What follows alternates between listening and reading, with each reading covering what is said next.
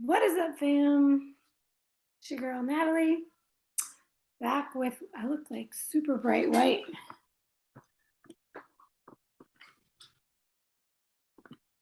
I'm a ghost for Halloween. Ghost. That's crazy. Let's see if I can get some lighting up in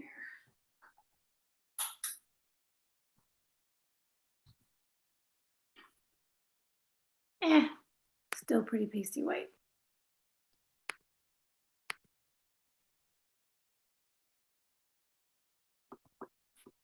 Hey, ladies. Happy Monday. Happy Halloween. If you can't tell, I'm pasty white. I guess I'm a ghost for Halloween today.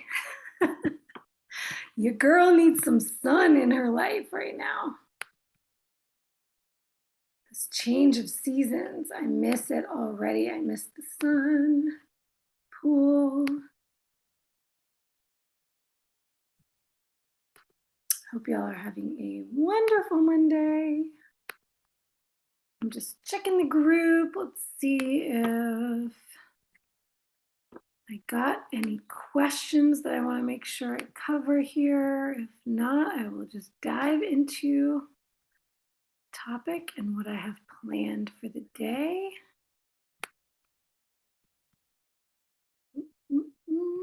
Discussion, let's see.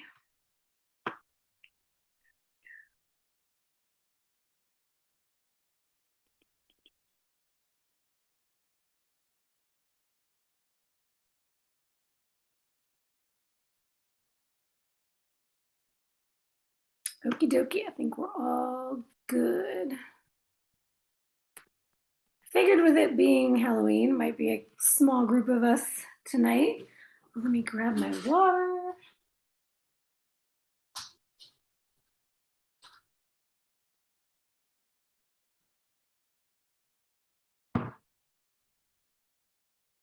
Hey, hey, hey. Okay, let's dive in. What's going on? Oh, good. Heather's joining us too. Yay. As usual, y'all, in these master classes, feel free to unmute yourself if you would like to speak, or you can do a little hand raise thing, or you can drop a question or comment in the chat. Otherwise, if you just need to listen in, you can listen in. You can keep your video off or turn it on. Either way, all good. Just glad to have you here. What's up, Andrea?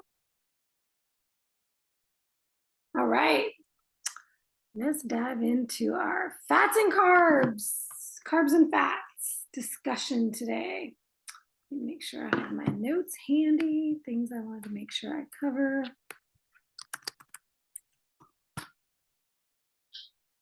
All right.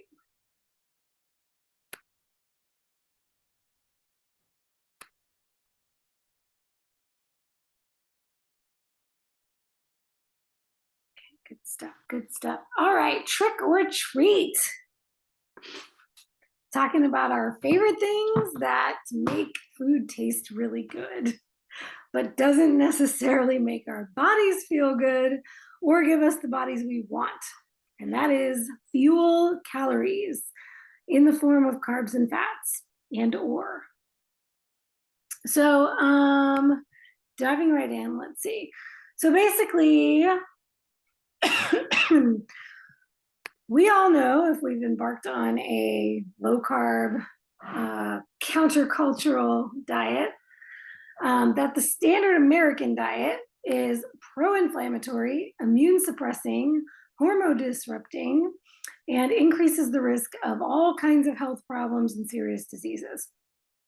So a lot of our population is becoming, if not already, insulin resistant, which then leads to a whole host of other metabolic diseases like type 2 diabetes, cardiovascular disease, and now we're finding that connection between Alzheimer's and dementia and insulin resistance as well.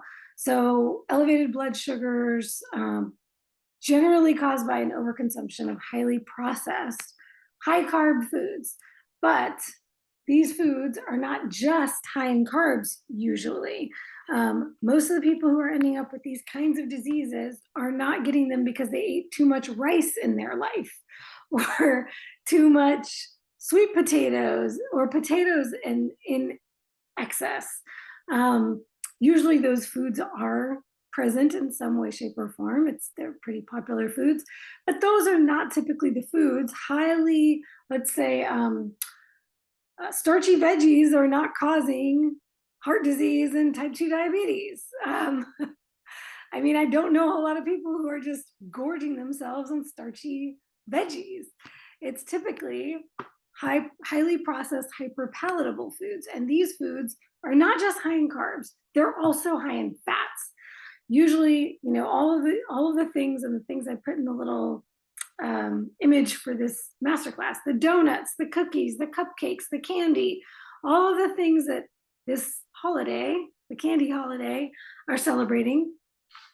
There are some candies that are purely sugar or majority sugar and don't have much fat in them.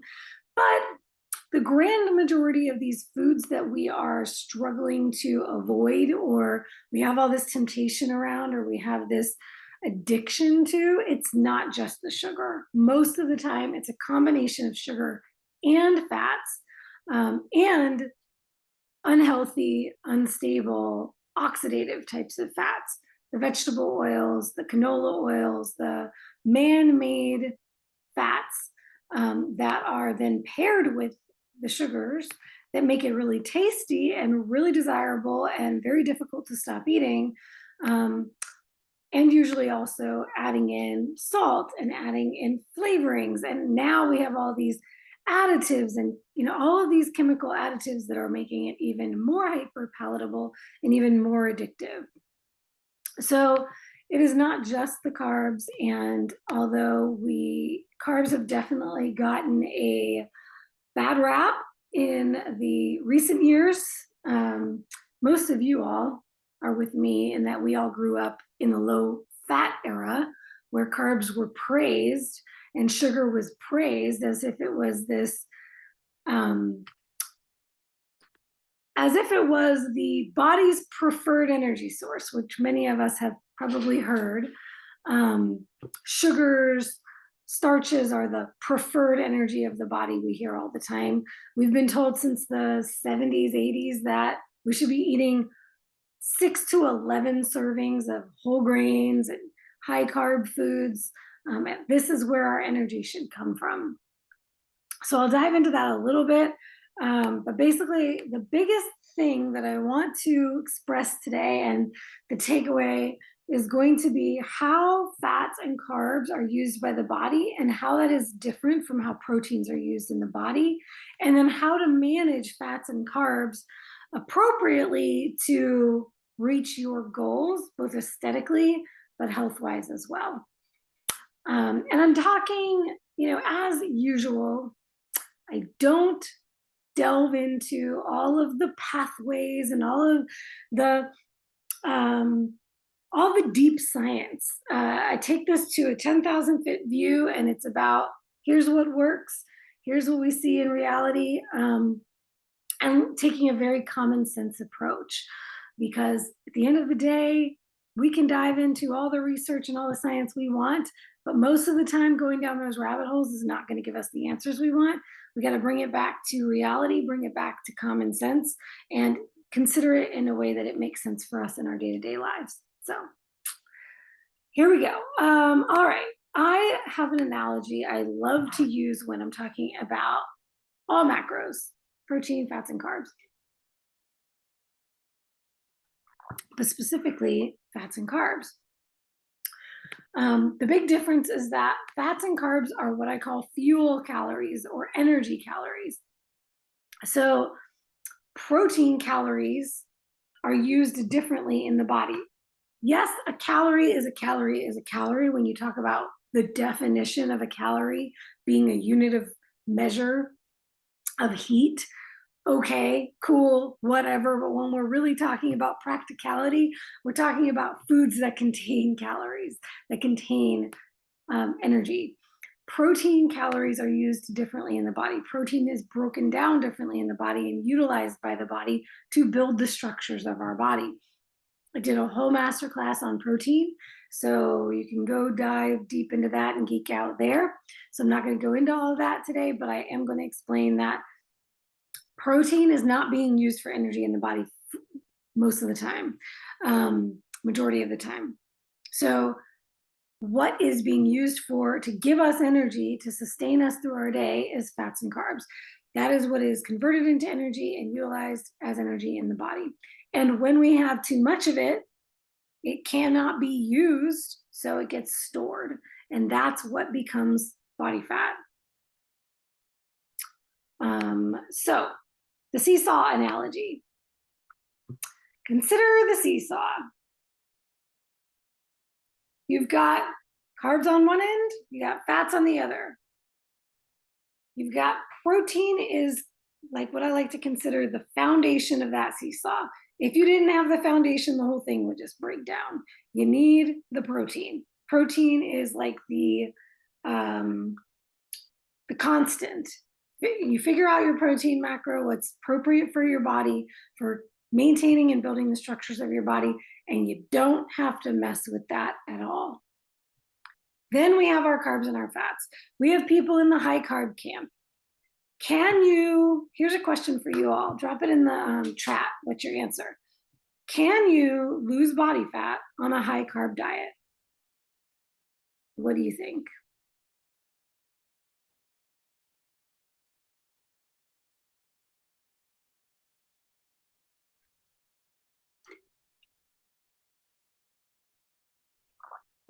Yes, Shayna, yes, yes, yes. She says yes, and she is correct. And if you see the fitness industry and fitness influencers, particularly, they tend to be young, healthy, and fit. And they're telling everybody, you don't need to cut carbs. You can eat all things in moderation. You can eat all your favorite foods. If it fits your macros, you can eat donuts, you can eat candy, you can eat all these things. There's nothing wrong with these foods. They are all healthy in moderation, which drives me crazy because let's be real.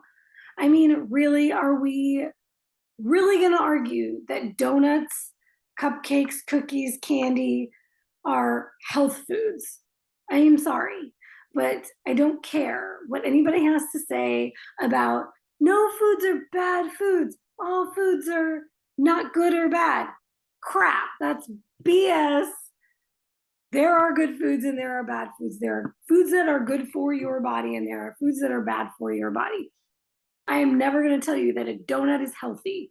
A donut is not good for you, period. There's nothing that these hyperpalatable processed foods are doing for your body that is beneficial. And there are those that will argue that it's beneficial for your psychology and for your emotions. Crap, that is BS. It is hijacking your brain. It is hijacking your emotions, and it is keeping you addicted. Period. And those people who can moderate them, good for them. But most of us came to a ketogenic way of life because we can't stop at just one. And they are designed for that. And then we start to feel like there's something wrong with us because all these fitfluencers are telling us we should be able to moderate. So you're not going to hear that from me. You're not going to hear me spouting all foods in moderation as I spit on my screen. Okay, so seesaw analogy, back to the seesaw analogy. Yes, you can lose body fat on a high carb diet. If your carbs are high, the other side of that seesaw, your fats have to be low. So all of these fitfluencers that are talking about the carbs and they're athletes and they're eating 200, 300 carbs a day plus, they are eating very low fat. So don't kid yourself into thinking that they're just, eating these things ad libitum, right? They love to talk about their ice cream and their pizza and their cheat days and just glorify this junk food on their cheat days. The fact is, the majority of the time they're eating very low fat. And that is why they can eat carbs in excess and they can still lose body fat, because they're maintaining their fuel balance by keeping their fats low. So the seesaw analogy, basically, if one is high, the other needs to be low. If your carbs are high, your fats need to be low. If your fats are high, your carbs need to be low. Or they can all be in balance and you can still lose body fat in any of those scenarios. The fact is, if your carbs and your fats are both high, you're gonna be in excess and you're not gonna be able to lose body fat. And you're likely, if your carbs and your fats are both high, your protein is gonna be low. Now you're not getting enough adequate protein to build or maintain the structures of your body, particularly your muscle mass. And that muscle mass is one of the biggest contributors to your metabolic rate, which means you're not going to be burning as much, which means you're going to be more likely to store. And now we have this high carb, high fat situation happening in our body, all likely to be stored as body fat. So there's kind of a simple takeaway to this.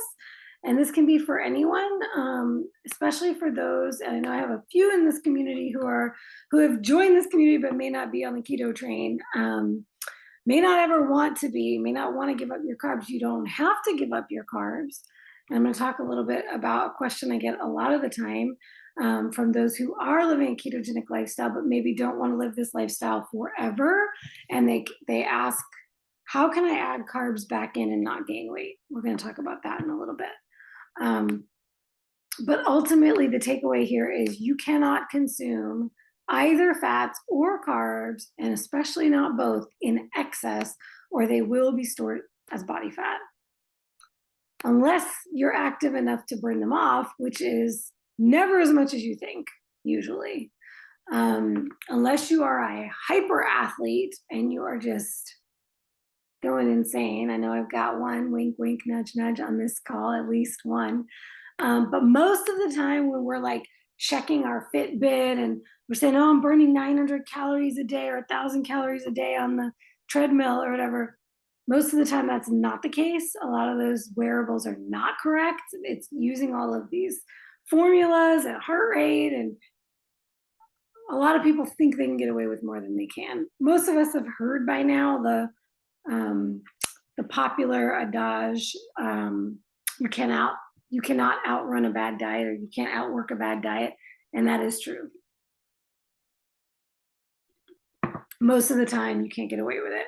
And if you can get away with it, like a lot of these young, fit, healthy athletes can, they can get away with it until a point. Because at the end of the day, this is the next point I want to make. So when we talk about not eating in excess, the fuel calories in excess, always going to put on body fat. The second thing is you have to consider what you are trading for those foods. One of the most powerful things I think anybody can do in their life is learn how to track macros.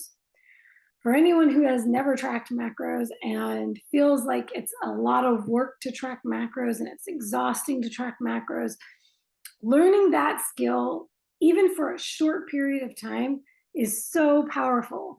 Because let's say you're craving and you're like, all right, I eat 80% or 90% clean, real whole foods, but I'm craving that protein. I'm going to go get a protein bar, or I'm going to get a protein ice cream, or I'm going to go get, whatever processed packaged food, or I just want to have this candy. And this is such an aha moment, light bulb moment that happens for my clients. They start to realize, oh, if I eat that one protein bar, especially the keto ones, y'all, the keto ones are like 300 calories plus for a protein bar. It's like this big. You're going to eat it in 2 seconds. And that could have been an entire meal of whole real foods. So when you start to get this understanding of what you're trading, you start to realize that I'm trading a whole bunch of micronutrition, all of this nutrition that's going to be beneficial for my body that could have been a whole plate full of food that could have kept me satiated and satisfied for my day, for this little treat that's worth the same amount of calories without the nutrition, and then I'm going to be hungry an hour later or 2 hours later looking for my next fix. And not only that, but all these things that they're putting in there is now going to have you craving mentally, because there was that sweet taste, there was that palatability, and now you want more of that. And it is very hard to fight those things. So I'm jumping around here into my notes, but the key here is whatever diet you choose, the key is to prioritize the protein from real whole foods first, and then manage your carbs and your fats, your fuel energy calories. So never, never, never cut calories from protein. And this is one of the biggest things I see women doing wrong. The first thing, I always see this, and not so much, not in the keto space usually, but usually and actually, no, I shouldn't say that. I am seeing it more in the keto space now with this whole 80-20 thing, high fat keto going around. I'm starting to see this a lot. But especially in standard American diet and people who haven't thought about, cutting carbs. The first thing I see women doing is, I'm trying to be healthy. I'm cutting down on my meat consumption. Oh, I'm cutting calories or I'm dieting. So the first thing they do is they cut their chicken portion in half, or whatever their protein source, which unfortunately also tends to be a lot of chicken. I noticed women just have a thing about chicken and are like so afraid of red meat, that they're usually eating way too much chicken and not enough red meat in the first place. But then they just cut down on the portion sizes of the proteins, and that's the focus. Or they switch to fish, or they, or they take the meat out entirely. God forbid, please don't do that. So that's the first thing that they do wrong. And then, well, usually the other thing too in standard American diet is they're just cutting their fats, because they've been hearing for so many decades that fat is bad. So then it's just egg whites instead of whole eggs, and not using fats to cook anything in. And it's bland. I see a lot of people just doing these bland, this is the typical competitor diet.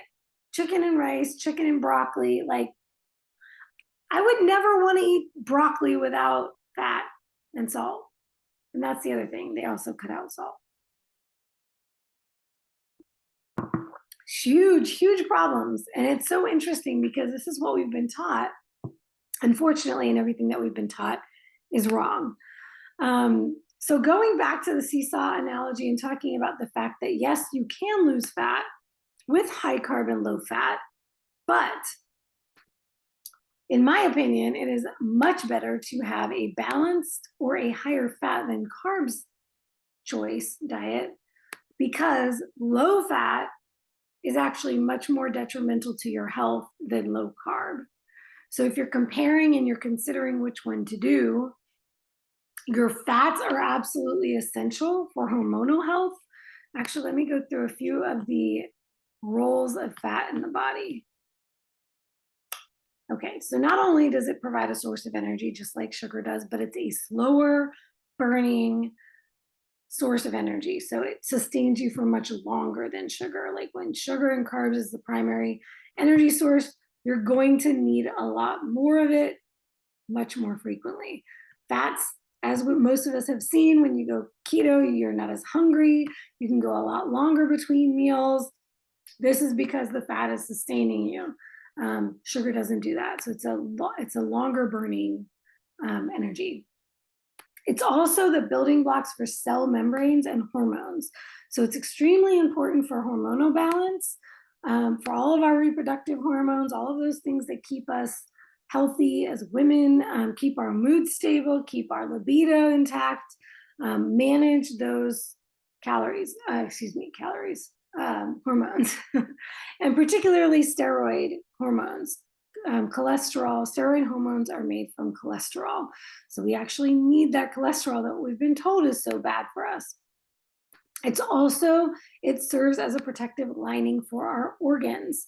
So when we talk about gut health, fat is important to gut health, is important for all of our cell membranes and the lining of all of our organs, including our heart. So we've heard that fats are not heart healthy. It's the exact opposite. Basically, you can take all of conventional wisdom and just flip it on its head and say, whatever they told us, the opposite is true. It aids in the absorption of fat-soluble vitamins. So vitamins A, D, E, and K. And I'm sure many of us have heard about especially the vitamin D with K2, how important that is. Well, we cannot absorb it without fats, as well as vitamins A and E. It regulates the body's inflammatory response. So the inflammatory response is very important.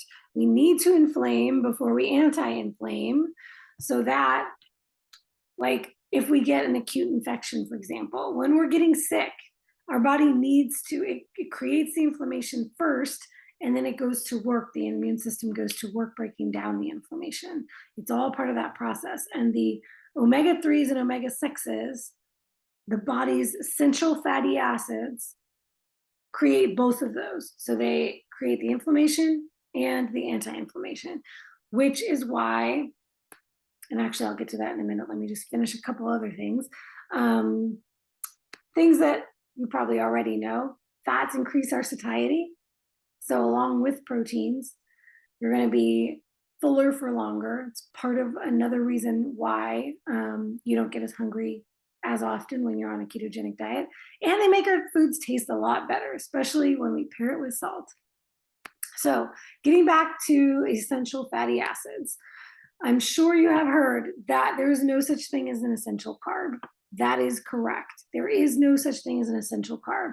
What essential is in nutrition and in human nutrition, and the way we break things down in our bodies, when we talk about essential, is that if it's essential, our body cannot make it. We need to get it from our foods. So essential, we have essential fats, we have essential amino acids. So fats and proteins. There are fats and proteins we cannot make or synthesize in our body, so we have to get them from our foods. With carbs, there are no such thing as essential carbs. So our essential fatty acids are the things, the EFAs that we've heard of, the omega-6s and the omega-3s. We actually need both, but we need them to be in a good ratio. So this may be shocking, but the ideal ratio of omega-6 to omega-3 is 2-to-1, omega-6 to 3. So you may be like, oh, I've always heard that omega-6 is bad and we have to have a ton of omega-3. And so really, is that true that it should be 2-to-1, omega-6 to omega-3? Yes, that's true. However, in a standard American diet setting, 14 to 25 times more omega-6 fatty acids than omega-3 fatty acids. So when we talk about a 2-to-1 omega-6 to omega-3, it may sound like that's high, but it's insanely lower than where we are in the standard American diet. Standard American diet is 14 to 25 times more omega-6. So when you think about it like that, 2-to-1 is actually a huge step in the other direction. And the simplest way to understand how to do that without making it complicated, we really don't need to be doing a ton of supplementation if we're relying on a whole foods animal-based template. If we're doing an animal-based whole foods template, we really don't have to worry about it because we will be getting what we need from our foods. In nature, we're much more likely to get an ideal ratio without even having to try to do that. In nature, our foods, especially all of our animal foods, it has all of the nutrients, the minerals, the fatty acids, the essential amino acids that we need, and we don't have to overthink and stress out over what supplements do I need and how much of this should I be having? Do I need to eat organ meats and all of those kinds of things? Um, in today's world, a lot of our foods are not giving us what we would have gotten, hundreds of years ago. But it's still, when we're not putting in the inflammatory omega-6s from all of those oxidative oils in all of those processed packaged foods, we don't have to worry so much, because really what's screwing up our omega-3 6-to-3 ratios and throwing our EFAs out of balance is all of those hyperpalatable processed packaged foods. So just simply taking the stressors out, the inflammatory foods out, is it's really going to solve majority of the problems. Okay, let's see. And then if you are a person who cares about grass-fed, grass-finished, wild-caught, those kinds of things, you don't have to. You can do this diet and on a budget and not worry about that. But the omega-3 to 6 ratio is much more favorable on a grass-fed, grass-finished product. So I used to be like hardcore, wouldn't buy anything that wasn't grass-fed, grass-finished, and wild-caught and all of that. Nowadays, I'm a little more budget conscious, so I do a mix. And I figure, I'm doing a mix. I'm getting what I need. I'm not overthinking it and overstressing about it. Okay. Any questions or comments or thoughts so far? Feel free to drop anything in the chat. Okay. All right. So thinking about all this in context. Once again, kind of going back to the Fitfluencers thing. The thing that I like to say until I'm blue in the face is not to ever just follow what other people are doing, because they may not be in the same situation as you. So what drives me crazy about a lot of people in the fitness space is all of this that they spout about. I saw something the other day and I almost reposted it. I did, and then I deleted it. Because I don't like to be like particularly polarizing. I don't like do things for clickbait. But it did drive me crazy. It was a young, fit guy, and he was like, I'm eating a crumble cookie a day for 31 days. And if I can do it, you can do it. And I was just like, you know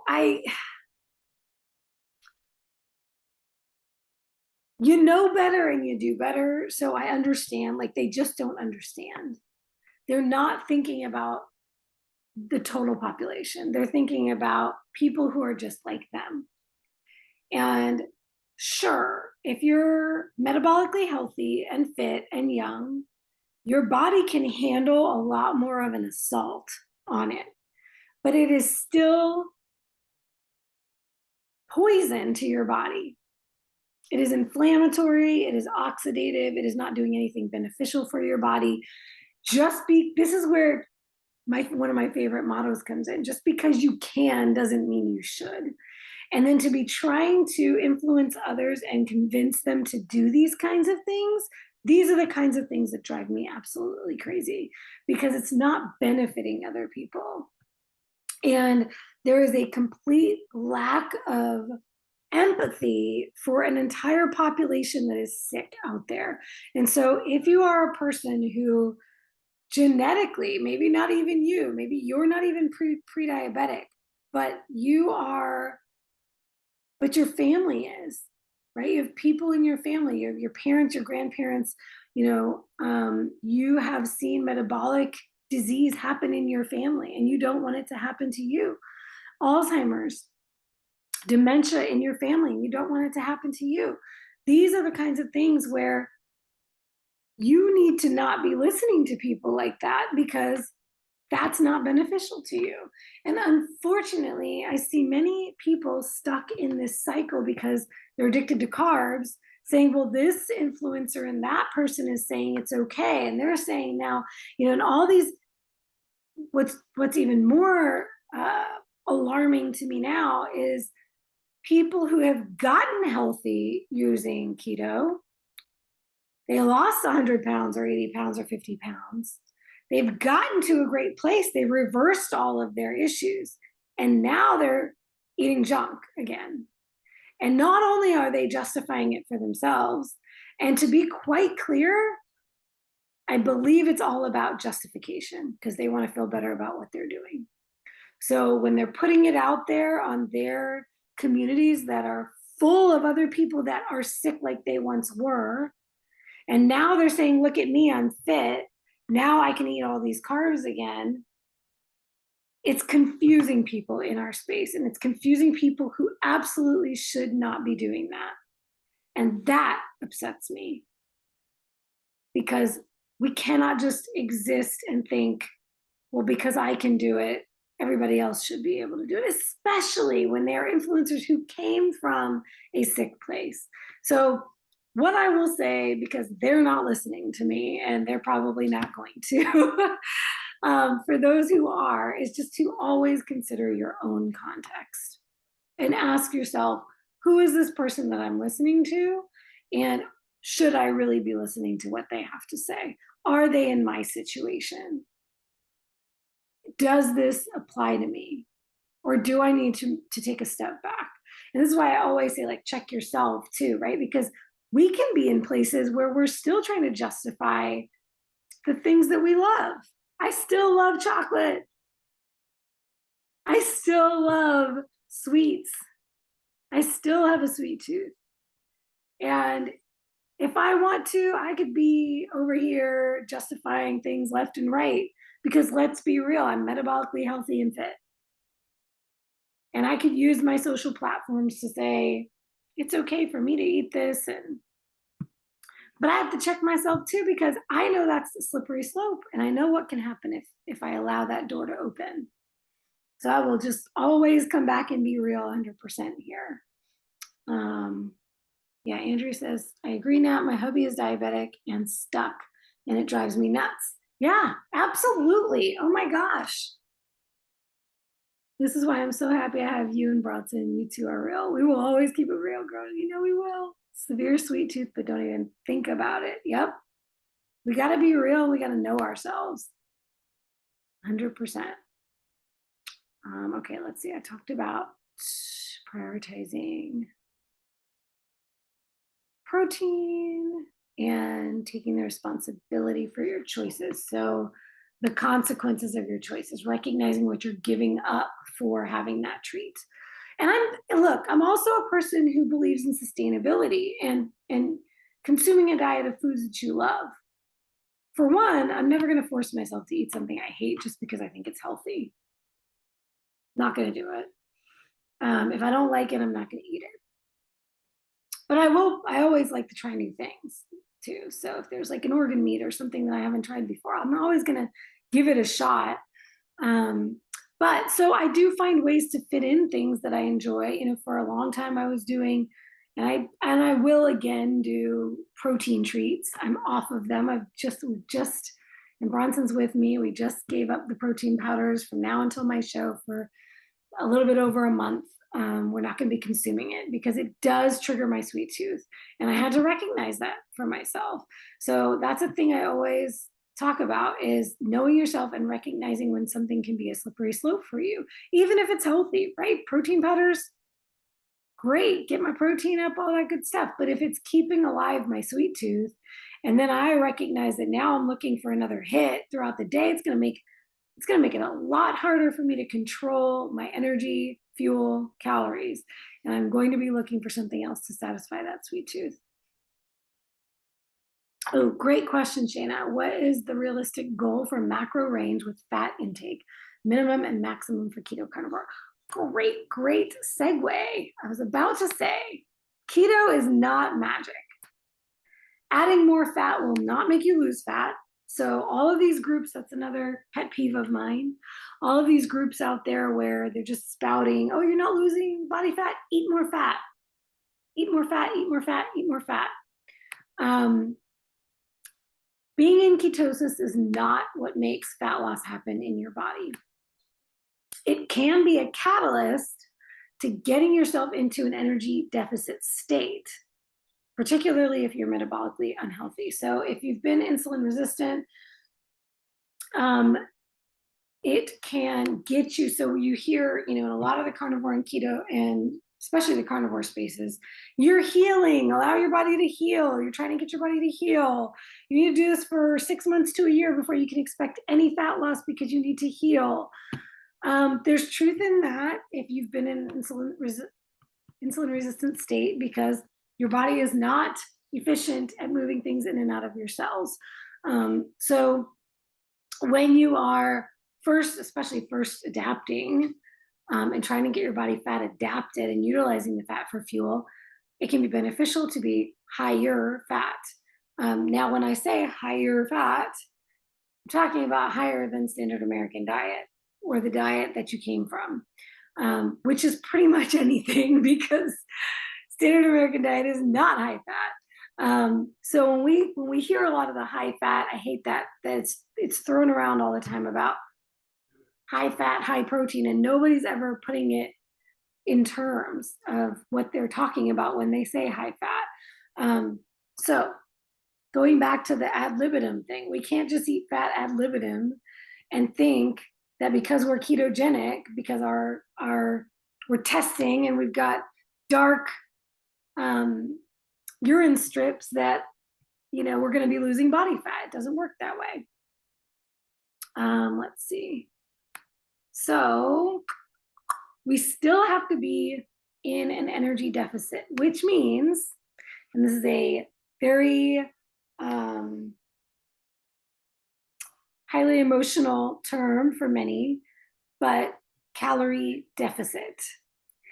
We have two camps out there. We have the calories in, calories out. Everything is calories. All calories are the same. Doesn't matter what you eat. And then we have there's no such thing. Calories don't matter. Calories don't matter on keto. Calories don't matter on carnivore. It's not about calories. It's about hormones. The fact is they both coexist. They're both true. You cannot have one without the other. Macros are calories. Calories are macros. Macros are made up of calories. So I like to say you don't have to think about calories if you're focusing on macros, because the calories are just going to come with the macros. But we do still have to be in that energy deficit to lose body fat. So you can be in ketosis all you want to, but if you still have too much fuel in your body, then your body's not going to release the fat stores from your cells. So we still need to be requiring energy that we're not getting from our food for our body to pull from those fat stores and use that for energy instead of using the energy from our food. So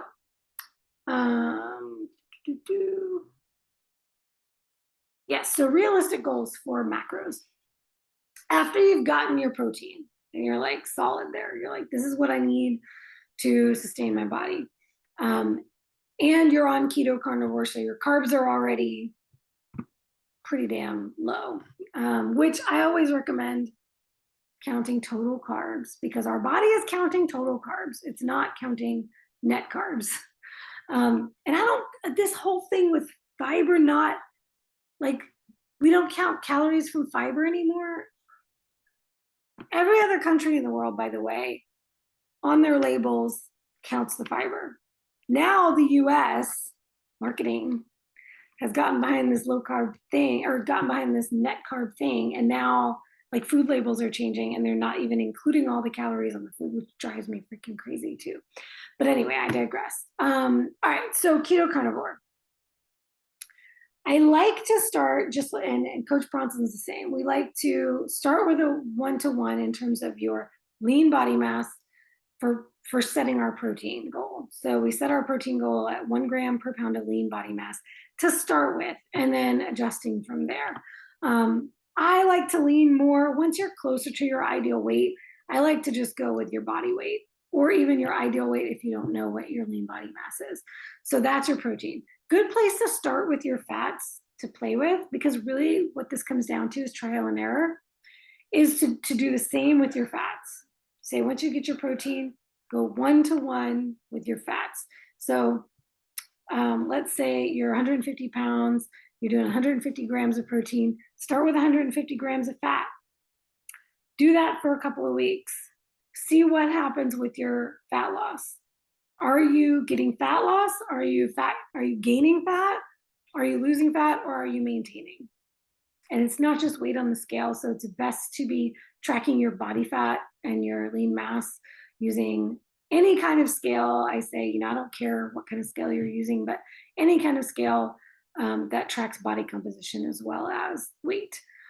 Once you see what's happening with your trends, and it may take 3 or 4 weeks, not just 2 weeks to see trends, give it some time. And also look at your biofeedback. Are you like, I'm exhausted, I'm hungry, I'm moody, I can't go to the bathroom? Somebody talked about that down here, about, yeah, Michelle and Andrew talking about eating a stick of butter a day. And that, yeah, if we're eating sticks of butter a day, first of all, we're trading nutrients. Butter has a little bit more nutrients than, say, like most oils, but very little compared to whole foods. So it's not doing anything for our nutrient density, but also, yep, you're gonna be going to the bathroom. So let's say you're constipated though, and you're moody, and your sleep is disrupted, and you're hungry, and you're tired. You're probably not getting enough fats. And let's say you're losing body fat, and you're losing it quickly. And a lot of people out there talking about losing their hair and stuff like that, probably losing too fast and not getting enough fats. And if that's the case, then bump it up. And I always like to say 5 to 10 grams at a time. We never want to go, oh, I was doing 80-20, and now I'm going to go high protein, low fat, and I'm going to do 50 grams of fat a day, and I'm going to do 200 grams of protein a day, like overnight. And if you're doing it the opposite and go, okay, I'm going to go that, a lot of people jumping on the 80-20 thing, just automatically switching to that. First of all, you're going to probably be in the bathroom all day, and you're not going to get enough protein for your body. So always changing whatever the macro is that you're changing by 5 to 10 grams at a time. So if you're noticing all that kind of biofeedback, you probably need more fat. If you are putting on body fat and you're feeling sluggish, maybe you're feeling fine, you're feeling satiated, you're not even really hungry, you're like, I can't eat this much, and you're putting on body fat or even maintaining and not losing anything, then you could drop it down. 9.5 times out of 10, if you're not losing body fat, you do not need more fat. The only time where I would say you may not be eating enough, and this is the thing we hear out there a lot, this starvation mode thing, and you're not eating enough, you need to eat more to lose more. The only time that that's an actual thing is when you have been in a sustained caloric deficit for a long period of time. You've lost a lot of body fat already. So these are for my people who, they've been doing this for a year, 2 years straight. They've lost 50, 80, 100 pounds, and now they're plateaued, and they're eating 1,200 calories a day, and they're 5'7", and they weigh over 150 pounds, and they're stalled. They're probably not eating enough for their metabolic rate to be building their metabolism up, and their metabolism has downregulated. And that's what we call metabolic adaptation. Metabolism is not broken. That's not a thing. It can't happen. It's just how our bodies are going to adapt to keep us alive. Because if we're living in a famine, we can't just keep losing body fat or else we'll die. Eventually we'll pull from our lean muscle stores, and that could have happened. There's a lot of people who've done high fat keto for a long period of time. They've lost a lot of body weight. They're not eating much. Their calories are low. Their protein is low. Their fat may be low too. All of their macros may be low, and they're subsisting on very little, and they're losing hair. They may have thyroid problems. Let me just say, keto did not do this to them.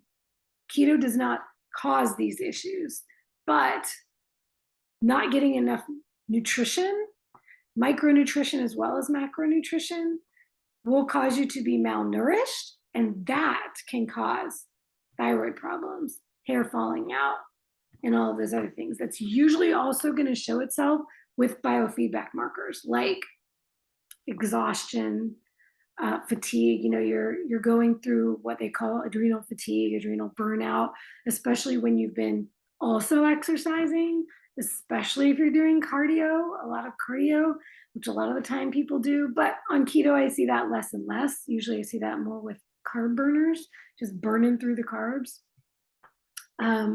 But hopefully that helps answer your question, Shayna.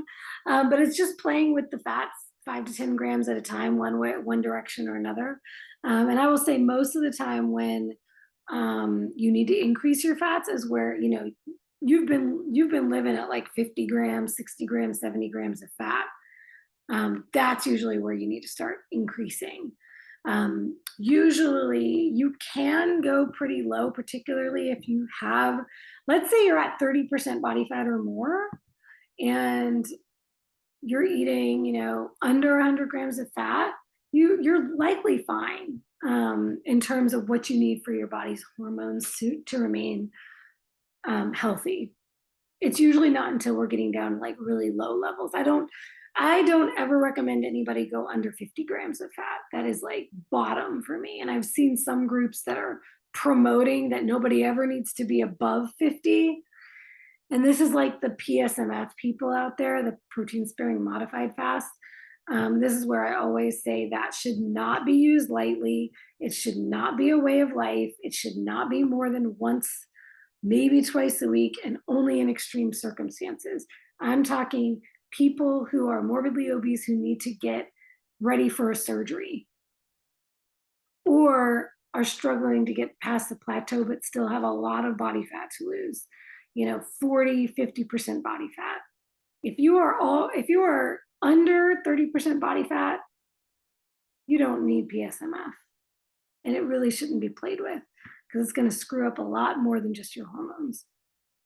Digestion, bowel habits, mood, all of that. I've got some other comments going on. Yeah, Kim Howerton, I love her. She has learned so much. It's been cool to see her as an educator and a coach because she has remained open to learning, and she's learned a lot about protein, and she's learned a lot about, you know, fats, and just learned from her journey. And I love people like that. And she's so genuine. I got to meet her, was it she couldn't make it to the cruise, so it must have been Salt Lake. Or maybe it was KetoCon. I don't remember now, but oh my gosh, I really love her as a person. I think it was Salt Lake because she spoke at Salt Lake.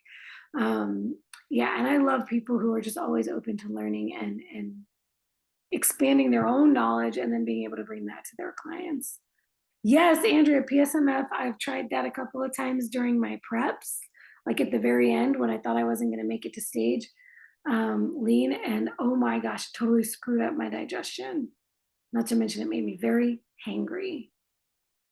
Not a very pleasant person to be around. Yeah, Andrea, tell me, you said you screw up trying to figure out your macros. Anything specific? I'm happy to help troubleshoot.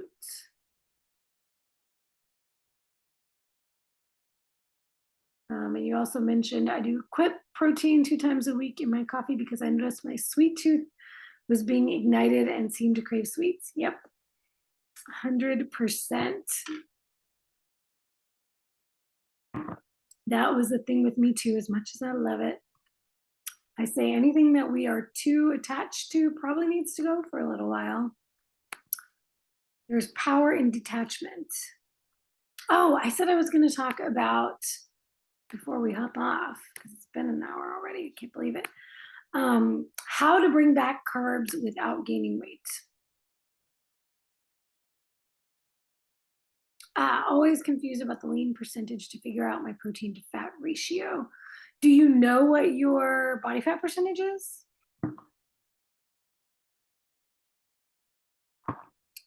And if you've heard me talk about this before, I never do ratios. Never do anything with ratios. It is grams. We only want to look at grams, and wherever the ratios fall, the ratios fall. I have no idea what my ratio is right now. Might be close to 50-50. I don't know, but it doesn't really matter to me. As long as I'm getting what I need, I don't care what the ratio is. All right, so if you're at 33%, so 159 pounds. So we're gonna do a little workshopping here. So that means you're 67% lean. If you're 33% body fat, then 67% lean. So we'll take 159 times 67%. Means you have 106, 107 pounds of lean mass on you. So there you go. You can start with 107 pounds, 107 pounds, 107 grams of protein. 107 pounds of protein would be like, I don't think any human could do that in a day. Maybe the strongman competition guys would try it, but probably not even they could do it. So yeah, there you go. There's your lean mass. So your lean mass is around 107 pounds. So you can start with 107 grams of protein. I would go a little bit higher than that. Round up 110, start there. Yeah, 110 grams, and then you can go up by 10 grams at a time, kind of see how you feel, see how you're digesting. And you can start, same thing with fats, do a little 1-to-1, go 110 protein, 110 fat, see how you feel. See what happens with your body fat, or see what happens with your body fat trends over time. And then play with the 5 to 10 grams fat in one direction or another if you're not moving toward your goals, and see what your biofeedback tells you. Yeah, and let us know. Love to hear that.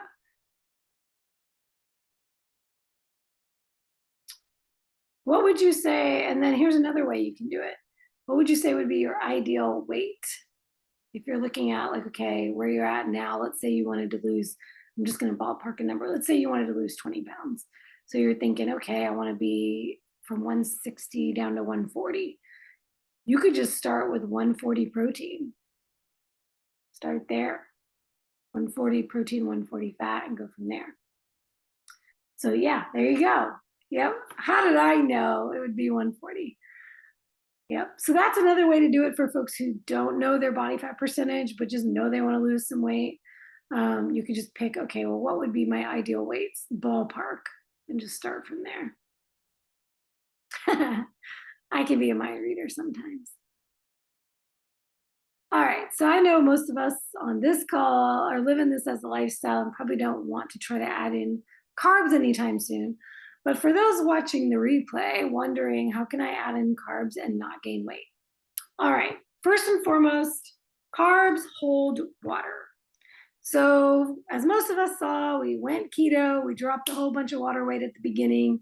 We got all excited, and then the fat loss stopped. Well, it was never fat loss, it was water weight loss, because the water goes with the carbs. It's also why we need to be consuming electrolytes when we go keto, because the electrolytes help us stay hydrated, keep that water in our body. With that water goes the electrolytes. So that's why we need to replenish the electrolytes as we replenish the water. We don't want to just be drinking a bunch of water without adding the electrolytes back in.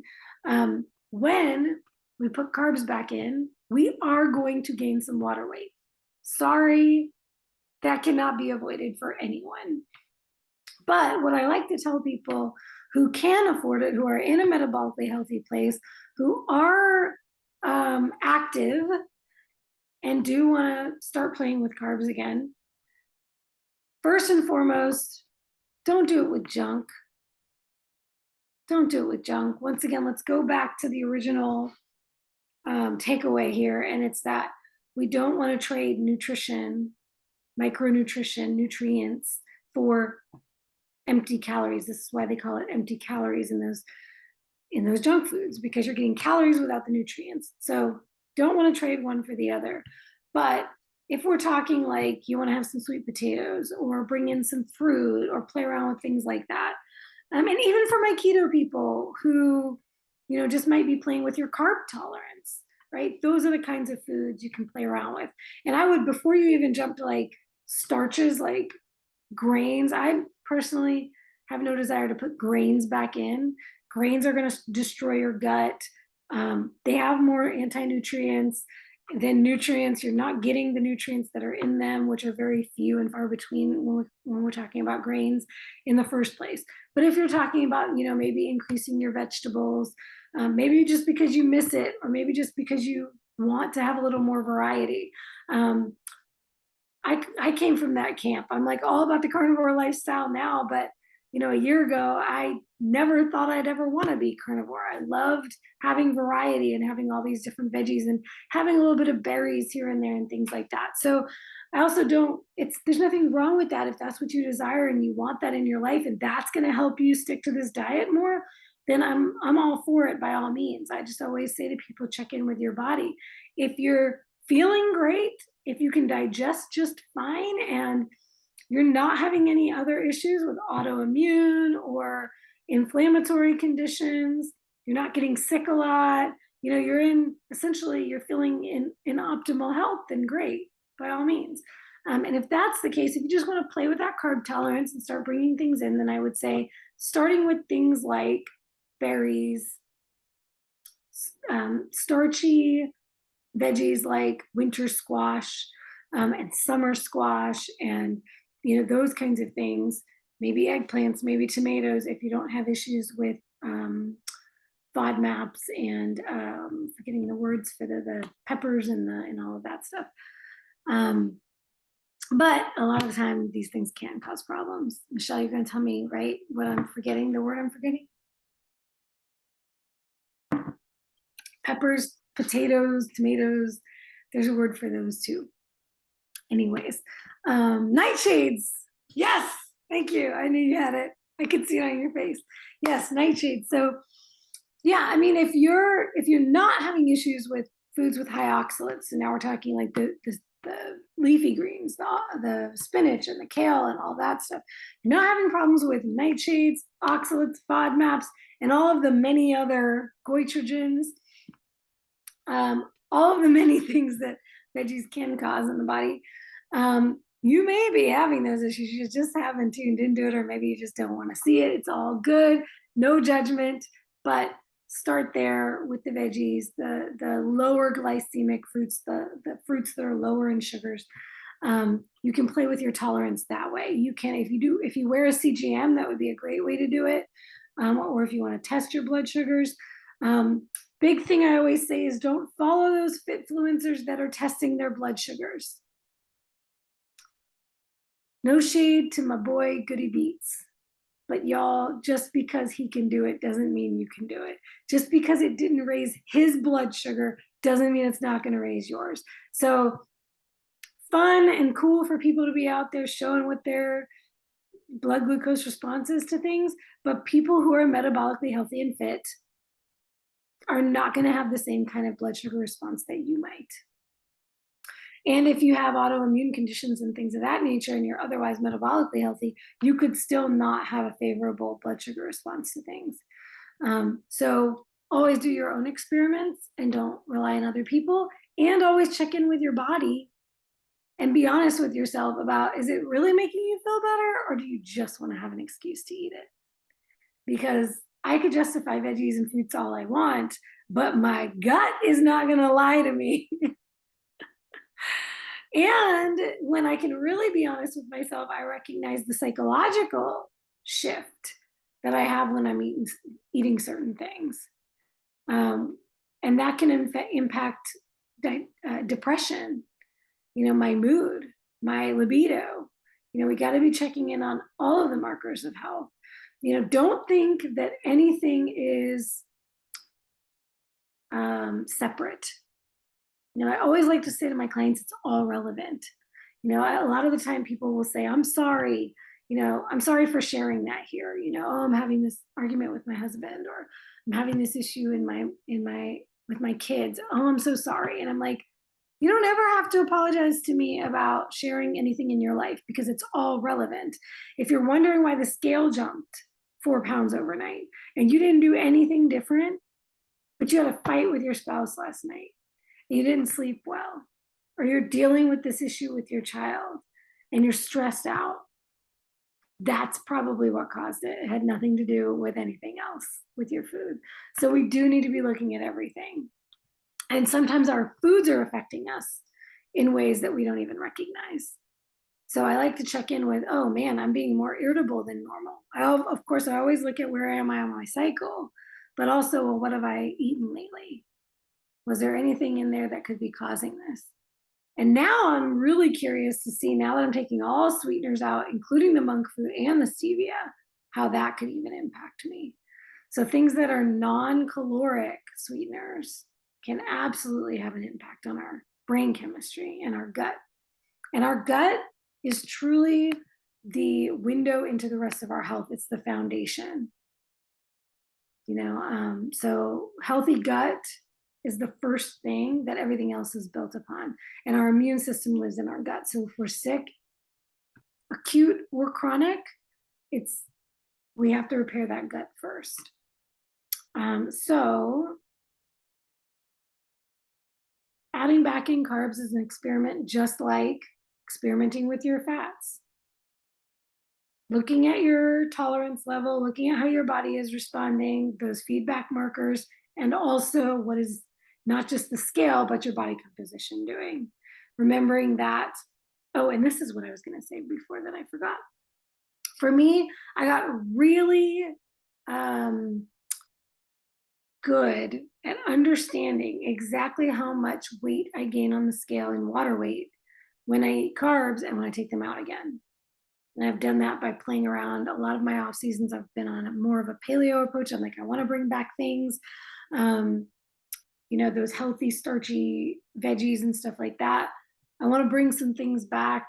And every time I do that, or every time I fell off the wagon and ate something I shouldn't have eaten, sugary or whatever, and I see what the scale does, I have made notes of that. So now I know without a doubt, putting carbs back in a high enough amount, we're talking more than 10 or 20 grams, but like putting in a lot, let's say a lot of carbs at once, it's going to be 4 to 6 pounds on the scale for me in a week. And then I look at, okay, then I go keto again, those 4 to 6 pounds come right back off. So understanding what happens in your body is so powerful, because then you won't be in your head thinking, allowing your thoughts to run wild and your emotions to go crazy. And now you're off the wagon because you're beating yourself up over something and thinking you put on 6 pounds of body fat in a week. So if you are going to play around with carbs, understand and watch the trends, take them in, take them out, and actually see what happens in your body, and get really clear on how much of that is likely water weight, so you can actually look at, okay, that 4 to 6 pounds has come back on. I knew that was going to happen. I might be feeling fluffy because I now have all this extra water on my body. But now let me watch the trends and see, am I adding, am I continuing to add? If the scale continues to go up by a pound a week or so, that is not muscle. Muscle does not get built that quickly. So sometimes I see people, especially people who want to put the carbs back in and think, and for my hard gainers out there who are like, I want to build muscle, but you're skinny and you're like, it's impossible for me to put curves on my body. And you think that putting carbs back in is going to do that for you. And you're gaining weight and you're gaining like a pound a week and you're like, yay, I'm putting on muscle. I'm like, no, you're not. You might be putting on like a quarter of a pound of muscle, but all those other 5 pounds you put on this month were not muscle. That was body fat. So, we got to check ourselves and step into reality there. Whoa, 7-mile hike added 4 pounds to your scale over the weekend. Wow. Yes. Oh my gosh. I'm so glad you mentioned that, because the other thing is the training. Clients will tell me, I added weight. I pushed more weight in my leg day this week. And then at the end of the week, the scale went up. Oh no, I didn't do anything else different. What could have happened? If you got a new training program, if you went on a long hike, if you did things that were especially taxing on your body, on your muscles, especially lower body, legs, it is likely that the inflammation in your body is just taking, you're going to be a little more inflamed. That's what we're doing when we're building muscle, when we're in the gym, when we're working hard, we're actually inflaming. And then the anti inflammatory process comes in to build and repair, and that's where we build the tissues. So it's a breaking down and then a building back up. So that inflammation is going to cause a little extra water weight as well. So getting comfortable with those natural fluctuations is a huge part of like calming the emotions and just staying the course. Because at the end of the day, the most important thing is what you do consistently, not what you're doing any one particular day. So talking yourself off the ledge, or if you have a coach to talk you off the ledge, great. Going to your coach and saying, talk me off the ledge. Or playing through that self-talk. Talk yourself off the ledge. Practice talking yourself off the ledge when you want to jump ship. That is the biggest thing. Whoa, just getting back to it because you flipped over a log last week, so you're sore all over. Andrew, I'm so sorry. I hope you've been giving yourself a lot of self-care. All right, I think that's all I have to say on this today. There is one other piece that you can check out, my carnivore masterclass from last week, if you're curious about fiber, because that's the other big question that usually comes up when it comes to carbs, is the fiber piece. So the spoiler alert is that fiber is not as necessary as they've been telling us it is. It is not proven to be good for the gut. They always say that because of, oh, you have to have this diverse microbiome, but that's debatable today. So check out the Carnivore Masterclass if you want to geek out on fiber a little bit. But just know, if you think you need fiber to go to the bathroom, cutting the fiber out will probably do more good than putting more fiber in. And you'll probably feel a lot better in the process too. So, all right, I guess that's it for our fats and carbs.